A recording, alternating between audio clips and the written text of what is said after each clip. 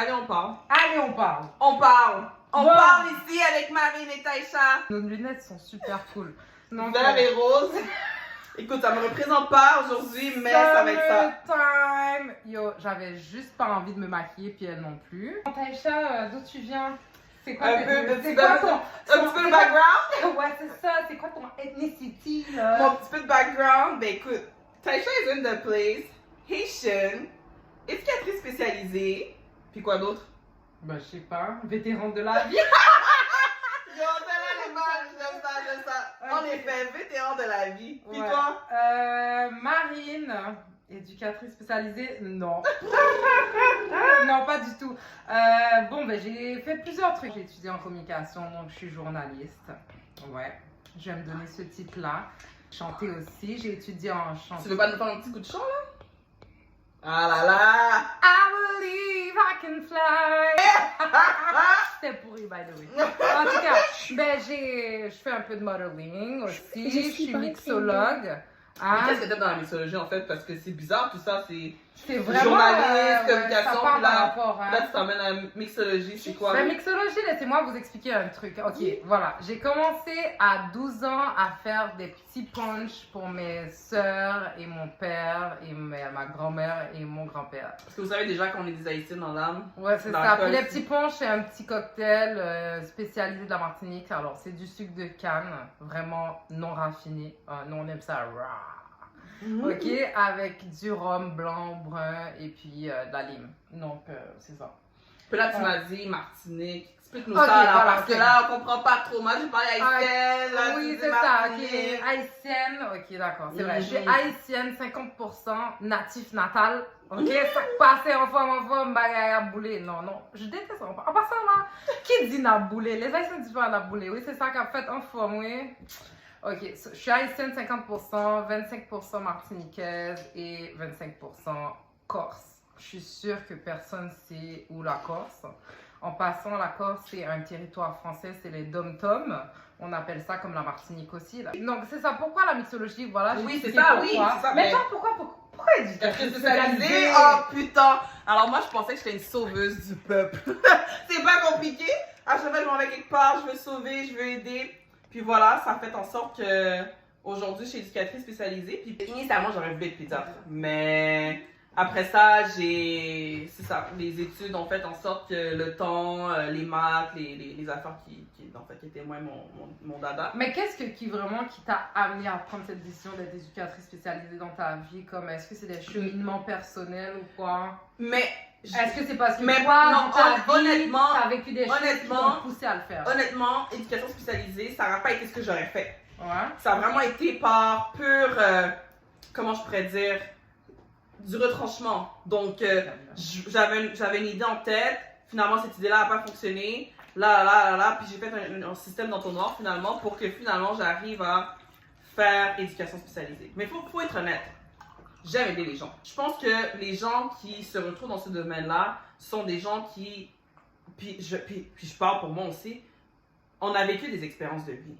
J'ai été adulte très rapidement. Pas parce que, d'une part parce que je viens d'une famille où est-ce que ma mère est monoparentale. Ok. Déjà là en partant, on sait, dès qu'on sort d'une mère. Exactement. Et quand ça se produit, on veut responsabiliser nos enfants très rapidement. Puis aujourd'hui, je suis orpheline. Bon, je peux pas mentir comme ça. Mon père est là, mais bon, voilà. C'est comme s'il ne l'était pas. C'est comme s'il n'était pas, mais on se parle quand même de temps en temps. Mais bon, voilà, que des fois, bon, c'est ça. Toutes les relations sont pas pareilles. Et puis bon, ça se suffit des fois. Des fois, on se texte, des fois, on Mais se ça parle. va penser là. Est-ce que tu dirais que c'est quelque chose dans la communauté haïtienne Qui arrive souvent. qui arrive souvent? Mais souvent dans la communauté haïtienne et caribéenne aussi, beaucoup. Et qu'est-ce que tu penses qui fait en sorte qu'aujourd'hui, Qui fait en sorte on se retrouve Ouais. encore? Elle est en train de niquer les Ouais, vraiment. Oh. Ça- Il faut mettre des bips, hein, parce que pas le gros mot. Mais qu'est-ce que tu penses, qu'est-ce qui fait en sorte qu'aujourd'hui, les hommes noirs ne sont pas présents dans leur famille? Bon, moi, écoute, j'ai mon oncle qui est historien et qui m'a expliqué beaucoup que ça vient beaucoup au niveau de l'esclavage. Ok? Parce que on se dit que l'esclavage aussi permettait pas à un homme et une femme de pouvoir être ensemble et ces familles-là souvent étaient séparées. Donc les enfants étaient mis à part avec les mères dans une maison pour servir les colons et l'homme devait aller travailler la terre. Donc depuis ce temps-là, il y a une séparation qui s'est faite entre l'homme, les enfants et la femme. Et les femmes noires souvent étaient seules à élever les enfants parce qu'ils devaient encore élever soit ces hommes-là de demain pour travailler la terre et ces femmes-là pour être ménagères par la suite. Donc ces jeunes enfants-là, ces filles-là qui devaient être ménagères, ils allaient comme servir le colon dans tout ce qui concernait la cuisine, l'entretien de la maison, etc. Donc, je dirais que beaucoup, ça a un rapport avec, dans le fond, justement, beaucoup l'esclavage et la situation de vie. On a été beaucoup, le peuple noir séparé constamment de l'état familial. C'est-à-dire que, voilà. Ok, parce que tu sais, moi, ce que j'avais déjà entendu aussi, ici au Québec, lorsqu'on parle des pères, et en fait des familles qui arrivent, qui immigrent au Québec, puis on se retrouve souvent que ces immigrants-là, ils étaient, mettons, des ingénieurs, des docteurs, des ci, des ça dans leur pays. Et en arrivant ici, ils peuvent pas faire venir la famille. Ils peuvent pas faire l'emploi qu'ils faisaient autrefois. Les enfants, ils peuvent pas exercer dans leur profession. Et souvent, ils sont un peu comme perdus, en fait, en arrivant ici. Puis souvent, c'est la femme qui vient avoir cette énergie masculine et qui fait fonctionner son foyer familial. Et après ça, dans le fond, le père vient à perdre sa place. Puis en perdant sa place de pourvoyeur, en perdant sa place parce que c'est lui qui fait fonctionner sa famille, ça fait en sorte que il vient à se... Il y a un collapse. Oui, il vient à se retirer dans le portrait familial. Exactement.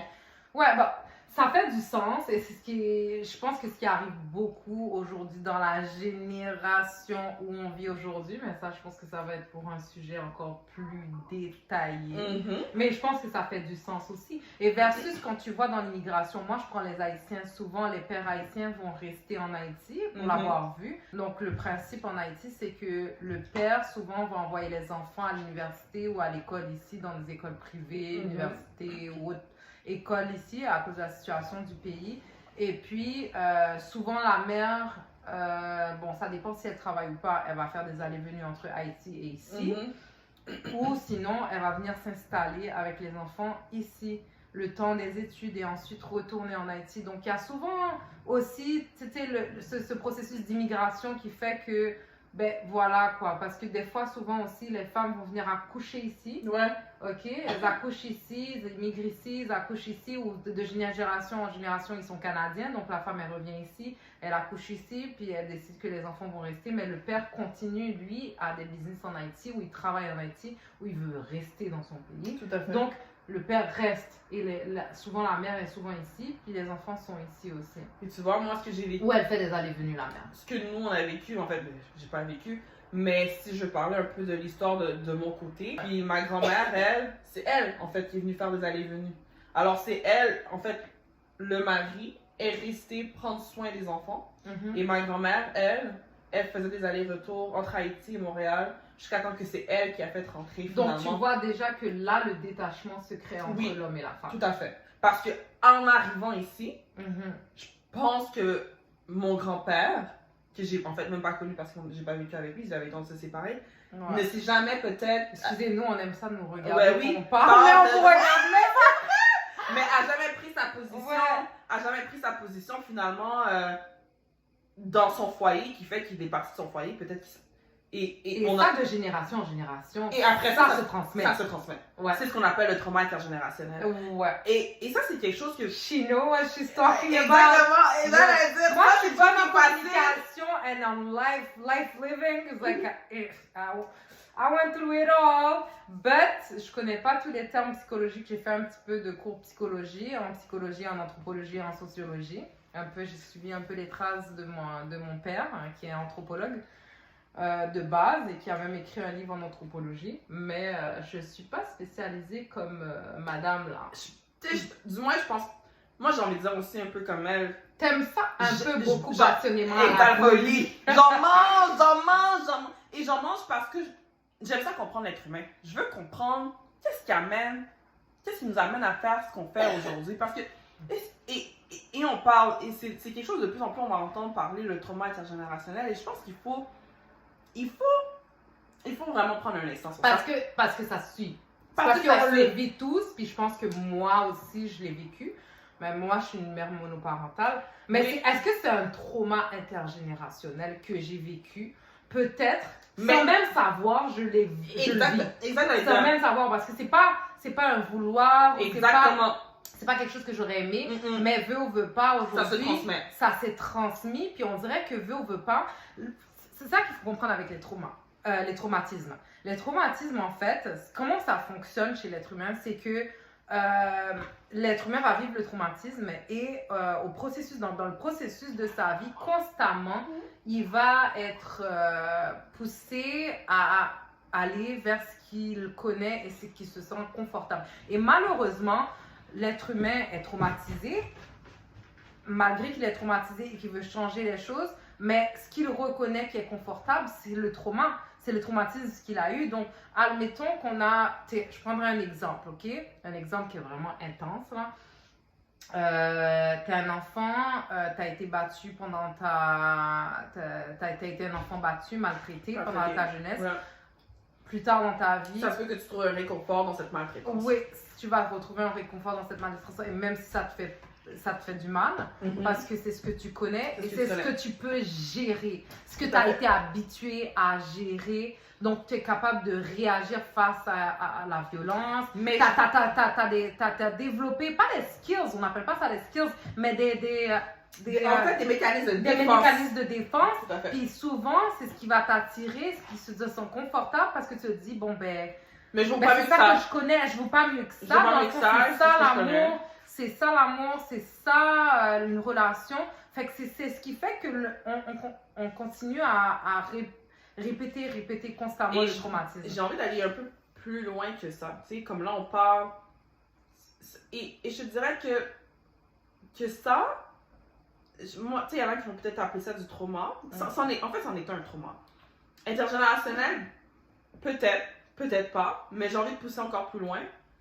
Parce que moi, j'ai envie de dire que le trauma intergénérationnel, c'est ce sentiment-là d'agir encore aujourd'hui, en 2023, comme des gens qui sont esclaves. Parce qu'on porte ce fardeau. Alors, on n'a pas connu l'esclavage, mais on porte encore le fardeau de cet esclavage. On est encore aujourd'hui dans certains mécanismes, dans certaines défenses par rapport au racisme et autres, comme si on avait vécu l'esclavage, pourtant on ne l'a pas connu.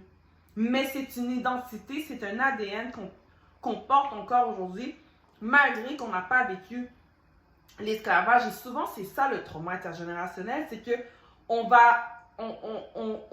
ressent, on vit quelque chose qu'on n'a même pas connu et que des fois, il y a dans certaines communautés ou dans certaines familles, c'est des non-dits. Je vais donner un exemple. Non, un autre exemple, parce que j'ai un exemple en tête, mais je vais aborder un autre exemple. Mais vas-y.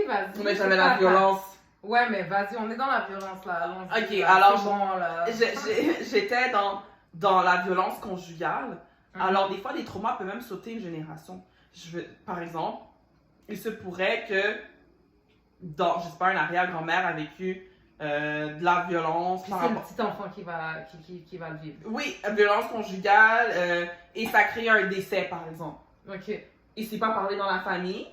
Et là, le petit enfant, du jour au lendemain, vient à sentir comme une forme de dépression. Ouais, parce qu'il y a Elle des vit études. le malheur. Mais c'est fou, hein, parce que le je regardais malheur. un article la dernière fois qui parlait justement que ça s'emprunte, c'est comme une empreinte dans la Oui. génétique. Oui, Que tout est traumatisme au niveau du cerveau Oui, c'est et comme le si- ressenti, oui. les émotions, ça se transmet au niveau génétique. Alors, les études ne sont pas prouvées, moi je parle comme ça. Là. mais moi, J'ai l'air un peu loufoque. Mais j'ai Pas dire ça, vraiment lu un livre. Mais il moi dit- j'ai dit oui. Oui, il dit Ça se it's transmet. in the The womb wound. of woman. You know, Ouais. fait que c'est dans la naissance, il y a quelque chose Ça- qui s'écrit dans l'ADN. Ouais, on dit clairement que Ouais. c'est comme ça devient une empreinte dans l'ADN. Oui. Donc, si même moi, pendant ma grossesse, j'ai ressenti un traumatisme, c'est fort probable que je sois amenée à le transmettre à mes Tout à fait. enfants. Tout Ouais. à fait. Donc, Et c'est pour ça que je parle de l'esclavage, parce que je trouve que ça, c'est vraiment un trauma, si on parle de nous, la communauté noire, c'est sûr, auquel on pas- peut se référer. Ouais. On n'a pas vécu l'esclavage, mais pourtant, c'est tellement On se met toujours en position de faiblesse, ouais. tout le temps. Et je veux pas le dire, mais on se met non, mais pas On est toujours en victime. Oui, mais parce qu'on le vit aussi encore aujourd'hui. On le vit encore aujourd'hui, mais, Mais pas on l'état se- pur, pas l'état pur. Pas l'état pur, mais aujourd'hui, on est encore en position de victimisation. Oui. Est-ce que je suis là pour blâmer la communauté noire? Non, je veux pas blâmer la communauté noire, vraiment pas. Mais je veux dire que dans les deux cas, oui, encore on est en position où on est constamment, on est constamment bullied. Ah ouais. Voilà, c'est le mot qui m'est sorti dans la bouche. Mais en parce fait, que là, j'ai perdu mes termes. mais il faut se Mais dire on est, que on est encore. on vit encore dans la On- on vit dans des Oh micro-agressions. oui, puis comme. On Tu sais, vit c'est le moi, racisme tu sais à ce que l'état j'aime pas, moi, c'est l'histoire de minorité Minorité visible. visible. Oh mon dieu, je déteste ça. Parce que, Pourtant, je suis on est désolée, visible. on est visible. On est Ouais, c'est visible. ça? Est-ce que je suis transparente? Do I look like a Casper?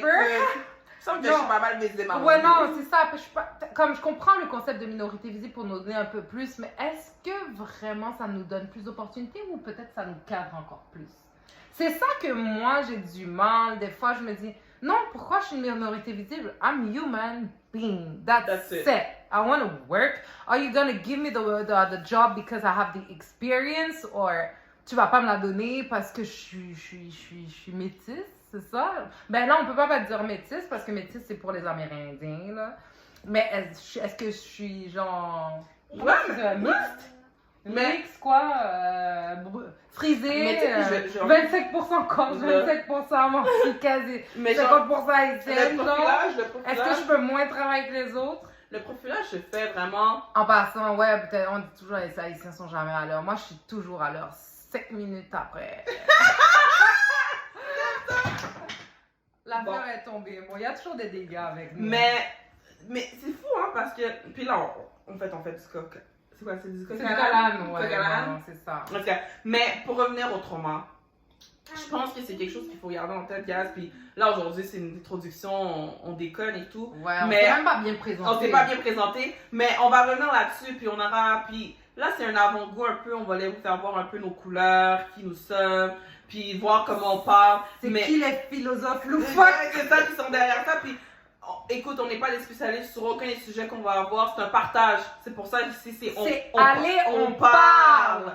Parce que Donc, si vous avez même des sujets sur lesquels vous voulez parler, Ouais. vous voulez savoir des choses sur nous, il n'y a pas de problème, on va parler, là. On est prêt à parler. on Bon, est prêt à parler. on est va prêt à garder s'ouvrir. les petites Ah gemmes, oui, là. 13h, 5%. 5%. Mais je suis prêt à parler de ma vie, j'en ai vécu beaucoup. Je Puis- pense qu'elle aussi. On a vécu, on a vécu. Je suis un peu plus réservée. Ouais. Mais on a tous vécu dans la vie. Oui, et Mais il faut parler, on veut juste parler relax, comme tout le monde. on ensemble. échange, Relax. on échange, On parle. on amène des discussions, on veut tout simplement réfléchir, on veut un peu. Ouais, parce qu'on se pose tous ces questions-là. Je pense on a parlé du trauma, on a parlé de l'esclavage, mais on aura d'autres discussions. Puis je pense qu'on veut juste comme parler.